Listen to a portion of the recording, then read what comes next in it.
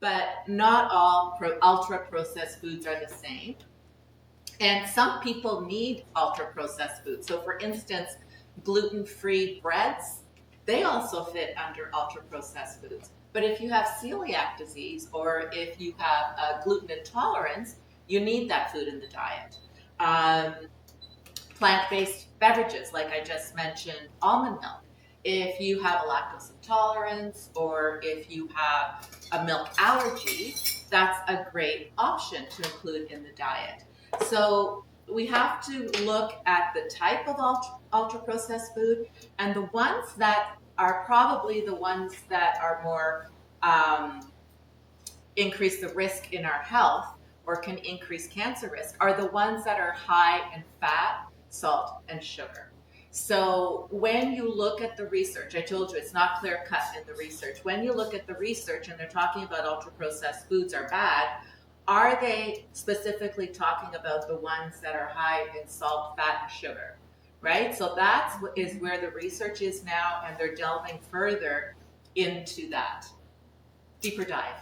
Love it. And actually, segueing from your comments, we do have a question online asking about good alternatives for like milks and dairies that are not as sort of preservative heavy or processed. So like a non-dairy alternative.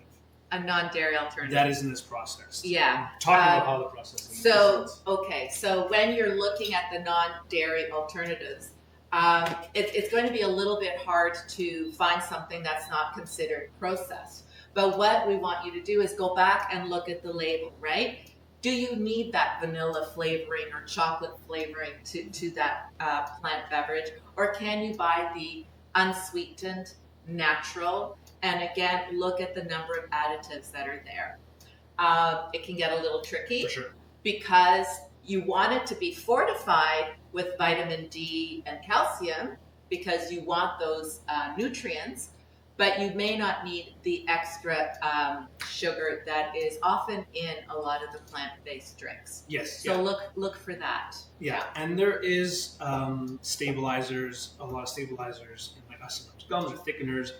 It's just to keep it sort of shelf stable. Yeah. You can go through the process of making your own. It isn't too difficult. We actually have, I think, a couple recipes on how to make almond milk and coconut milk. Just essentially water blending it with almonds or water blending it with oats if you want oat milk, and then straining it.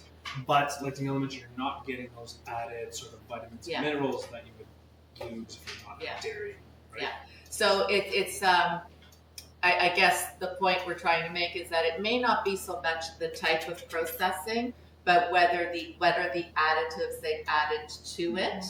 And then, is it a type of food that is a benefit to your diet, like a plant-based beverage, a gluten-free bread, a yogurt, is a benefit in the diet. But, not that I have a problem with high chews, but that is, not really going to benefit your diet. Yes? So sorry, if you make your own yogurt at home, and you are not adding it, so it doesn't consider any kind of ultra-processed food because it's made at home and there is no additive. Am I right about that?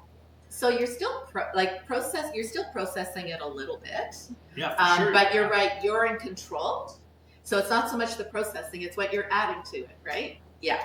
I think the takeaway too is how we think of the word process. Yeah. Right? Exactly. Because it always has that negative connotation, but like Daniela mentioned, me chopping up an apple, I'm processing it. It is processed at that point, right? So it's more about what is added in, maybe that we want to keep an eye on. Yeah. Okay, moving on to the last recipe. We're going to finish off with something a little bit sweeter. This is our sort of dessert, maybe snack. Oh, I didn't even see this. No worries. I'll throw it to you. No, you yeah. Well, no, this is our pumpkin parfait, right? We're going into the season. It would be a shame if we didn't do anything pumpkin in October. So, and I know this is a little divisive. Pumpkin pie is my favorite pie. Yes. I know. Apple pie is mine. Yeah, most people. Right? So I'm sort of banished to my own can of pumpkin puree to do what I want with. And we're going to use it today. So we're going to make this really simple but really delicious dessert. You can have this as kind of like a breakfast sort of dish, right? Or snack. And we're using yogurt, right? Our ultra processed yogurt, which I love yogurt, and I use it quite a bit. And this is just a plain Greek yogurt, so higher protein yogurt. We try to lean on the higher protein yogurts, especially if we're not getting enough protein, right? Skyr, which is the Icelandic version, or the Greek, are going to probably be your two highest you'll find in the grocery store. Yeah, so if you have like a half cup of regular yogurt, has 4 grams of protein. If you go to Greek yogurt, it has 10. And then if you go to Skyr, it has 12. So it's pretty comparable, the Greek yogurt and the Skyr. So I'm adding a cup of the yogurt, plain yogurt, to the food processor. You can do this by hand with a whisk, so you don't need a food processor. And if you want it a little lighter, a little fluffier, you can use a stand mixer that has the blades that sort of move together. But you can definitely do this by hand as well. I'm going to look at all the labels today. Yes, Danielle's analyzing labels. All right, so we're going with about a cup of the yogurt, pumpkin puree, which you can find, it's probably on sale now. This is probably a good time to get your canned pumpkin puree. And look for it's the 100% pumpkin puree. So there should be nothing else in it, just the pumpkin puree. Don't get the pumpkin pie filling. It's delicious, but that has, sweetened, and it has other things in it as well. I've made that mistake. Yeah, so it is different. So look for just the pureed pumpkin. You can definitely roast your own, for sure. Maybe not after it's been carved. Yeah, I was just thinking we're doing some pumpkin carving as part of cancer rehab and survivorship on the 28th, but I guess we won't be using. No, not for our pumpkin puree. So about half a cup, and you can see I'm not really measuring this. You can go by eye. This is super easy, and if you like more pumpkin, go more pumpkin. You don't have to follow these ratios exactly. And then the last ingredient, this is optional, so I can just go yogurt and pumpkin here. But growing up, a lot of our desserts had ricotta cheese in it. Ricotta cheese adds this incredible richness, this really nice texture. We're also getting more protein. We're getting more protein, and we're getting a different type of protein. We're getting whey. So we're getting the more casein with the yogurt, and we're getting more whey with, half the protein is whey in the ricotta. So. Yeah, so half a cup of the ricotta cheese. If you don't want to use ricotta cheese, just add the extra half a cup either from the yogurt or the pumpkin puree. Okay, so in total, you should have about 2 cups of your ingredients. My mouth is already watering. Yes, Alona, you have a question. What's the mg and processing? How is it related? The milk fat? Milk fat. Oh, good question. So the milk fat is what's on the package, right? So if you want a lower fat, you're probably going to go with like a 1% or 0%. If you want higher fat, then you're going for like 3, 4, 5%, and that's the milk fat. And with processing, they do remove the fat. I'm not sure of the actual processing, but that's another reason why it's a more processed food as well. Do you know more about how? Which one is more processed, the higher mg or? Oh, which one's more processed? Huh. I'm gonna have to look into that. I don't know. I'm not sure. I would have to say it's pretty similar, but if they're removing fat, then the lower. It might be a little bit more. Yeah. And then they have to replace it with something to keep it. Yeah. So it probably has a bit more there. You bring up a good question because I want to talk a little bit more about yogurt, but I'm going to see when it's a good time to do that. Yeah, let me finish whipping this, keeping an eye on the time as well. So pumpkin puree, yogurt, ricotta cheese. We're going to add a little bit of maple syrup. So now we're in control, which is important, right? We're going to add a little bit of sweetness. You can add honey as well if you prefer. And I'm adding about a tablespoon, which is not too much, but have that nice little touch of sweetness. And then to contribute to that, you can add some spices, right? Cinnamon, I have some ginger, I have a little bit of nutmeg and clove, right? So these four together have the, love it or hate it, the pumpkin spice sort of category. You could just use cinnamon, just ginger, whatever you like. But what these spices do, there's nothing added to it, but it actually helps to enhance the sweetness as well, right? We think of cinnamon as something in desserts, maybe something that tastes a little bit sweeter. On its own, there is nothing sweet about cinnamon, but when we add it to our dishes and ingredients, even if it has a little bit of sweetness already in it, it helps to enhance that flavor. I'm going to hold some back for a second, and that's pretty much it. We're going to go ahead and whip this. Again, if you're doing it by hand, just whip it until it's combined. If you're doing it with a stand mixer, same thing, whip it. It's going to be a little loud. Quick. I probably would add some apple to that. Apple pumpkin.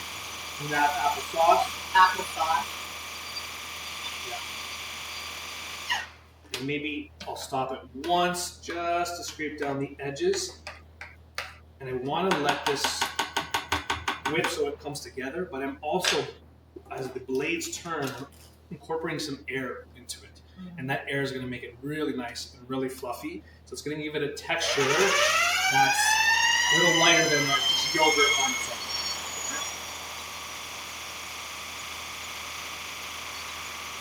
As we wait. Any questions? Ponder any other questions maybe you might have. Is there any? I'm looking like I can see it. Any comments about our response to the No comment. beverages? It just Okay. people are saying they love the recipes and the Great. tips that you're sharing, but no other questions online. All right, so if you want it lighter, fluffier, just keep it going. Okay, more air is going to get incorporated into it, but we're essentially want this really sort of kind of mousse-like consistency. Beautiful, beautiful, which is Gorgeous. amazing on its own, right? And that's like essentially three main ingredients with a little bit of sweetness, maybe a little bit of spice in there. On its own, Super would be nutrient delicious. dense, right? And then we have fiber too from the pumpkin puree, some vitamin A. Yes. Oh, look, more fiber. Yeah. So that's our pumpkin sort of whipped yogurt ricotta pumpkin puree, Parfait. which would be delicious on its own. We're going to top it with a little granola. I love doing versions of this granola. We have probably 19 different recipes on our website of different styles, but it's always sort of the same process. So I have some oats, some pecans, and I even threw some pumpkin seeds in there as well. You can throw whatever nuts and seeds you want in there, and then those oats, that whole grain, right? Whole grain oats too falls under ultra processed, but it has some good nutrition for us. So, yeah. All right, a little bit of that extra spice, so I had some that cinnamon left over. We'll throw that in there, and then a little bit of the maple syrup. Again, for this amount, I probably need a tablespoon. So I'll put a tablespoon in there, a tablespoon in here, and you can make any sort of granola this way. Again, what's nice is you're in control of it. You can add what you like. And just mix it together. This is as hard as it gets to make a granola. Don't need any pots for this. I don't have to cook it at all. We're gonna bake it actually in the oven. And so I'm just mixing. I kind of did the maple syrup by eye. If you've seen one of our recipes before, you will know I don't really follow the instructions, but I'm tossing it until it's nice and glossy and shiny.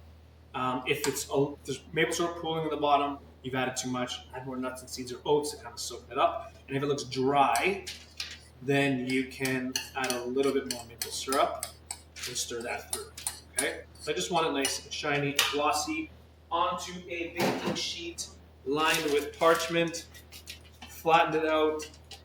You don't have to be too fussy with it, just so it cooks evenly. And then into the oven, 350 degrees for about 15 to 18 minutes. Okay, that's sort of your range. what you are looking for. Oh, there's the magic of collagen again. We're ready. We're prepped. Is Wow. that It even sort grew. Yeah, it grew as well. It may not expand at home. I don't know if you have one of those magic ovens, but let it. And so you're looking for that color, right?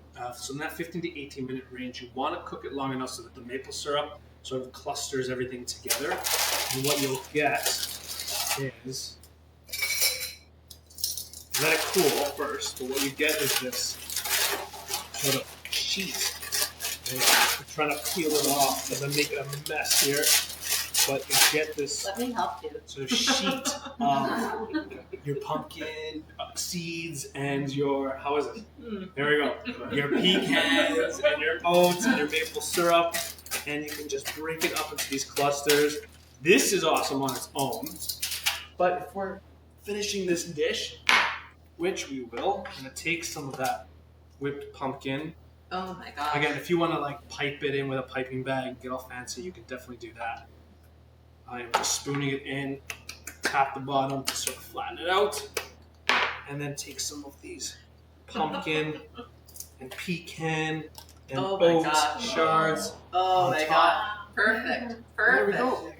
We have our pumpkin parfait. Zoom in for the last. Nope. Nope. We're is all right. There we There are. it is. Our pumpkin puree with our little pecan granola on top. And we did it! We made did it! We did it. Yes. Yes! Yes. Awesome! Well done, Chef. Well done. Thank you, Daniela. So, thank you, everyone. Did you have a couple more comments you wanted to touch on, right? Yeah, While we well, wrap up? quickly, I'll just, because I said I'd say something about yogurt. So, again, if you look at the gradient, sometimes you'll see it under processed food, sometimes ultra processed. Look at all the different types of yogurts out there. The fruit bottom yogurts, the ones that have fruit in it, that have a lot more sugar in it, that I'm going to say is at the higher level of ultra processed than something like this. So having this in the diet is okay. The other thing is fermentation is a process, and there's added bacterial cultures to this. But the added bacterial cultures also reduces the lactose content. So it makes this more digestible for someone who has issues with lactose. So I think what we want you to get from this is that not all processed foods are the same. We hope that you have a bit more of an understanding, but also knowing that nutritional science is not clear-cut, it's not black and white, and that every food fits in the diet. We just want a lot more of our unprocessed, minimally processed, but if you need some yogurt or if you need some applesauce, it's okay. But maybe 1 chew a month, maybe? Yeah. It's okay too. Don't feel shamed if you incorporate them in the diet. They're also cheaper, and we know food costs are rising. We also know people have trouble with fatigue. So there are ways to incorporate it into the diet. And I think I said diet enough. So I'll stop preaching there. Thank you, Daniela. And thank you for those watching at home. Again, reminder, every third Thursday, we are here, brand new class, brand new recipes, brand new nutrition tips, and theme. Watching online as well. You can watch from home. If you would subscribe to our channel, that would be awesome. That would make us super happy. And it also, if you click the notification bell, it lets you know when we do have an upcoming live stream or live class. Our website is where we post all of our recipes. So if you're here today in person, we have a copy that you can take home. Taste testers. At home for those recipes, we post them usually the next day. It's on ELLICSRkitchen.ca, which is where we have all of those recipes and the cooking videos from the class. Yes, for Blue Zones. We're focusing on Blue Zones. Yeah. Super interesting. And we're going to have some delicious, tasty recipes for you as well. Thanks, everyone watching at home. Thanks, everyone here live. Thank you.